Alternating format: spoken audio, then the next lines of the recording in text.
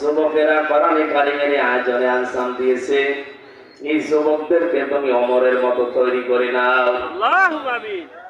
কোরআন কারিম থেকে যে কথাগুলো বোঝানোর জন্য চেষ্টা চালিয়েছি, শিরক মুক্ত জীবন, অন্যায় মুক্ত জীবন গঠন করার জন্য আমাদের জাতির পিতা ইব্রাহিম নবী আলাইহিস সালাম যেমন সিদ্দিক ছিলেন, সত্যকে সত্য জানার পরে যেন আমরা পিছুটান না নিয়ে গ্রহণ করতে পারি, ওই রকম ঈমান আমল আমাদেরকে দান করো।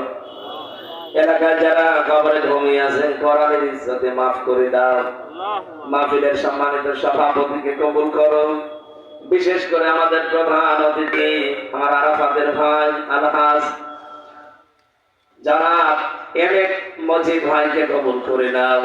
তার জীবনের ভালো কাজগুলো মঞ্জুর করো, মানুষ হিসাবে অন্যায় কাজগুলো মাফ করে দাও। তার পিতা মাতা যারা আছে দুনিয়াতে বেঁচে থাকলে হায়াত দারাজ করো, কবরে চলে গেলে আল্লাহ কবর জান্নাতুল ফেরদাউস বানিয়ে দাও।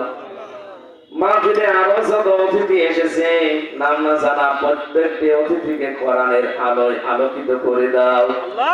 মা বোনদেরকে তুমি খাদিজাতুল কুবরার মতো বানিয়ে দাও। অনেক পরিবারে আমাদের শান্তি নেই, আল্লাহ মেহেরবানি করে আমাদের শান্তি দান করো। রব্বুল আলামিন গ্রামবাসীকে কবুল করে নাও।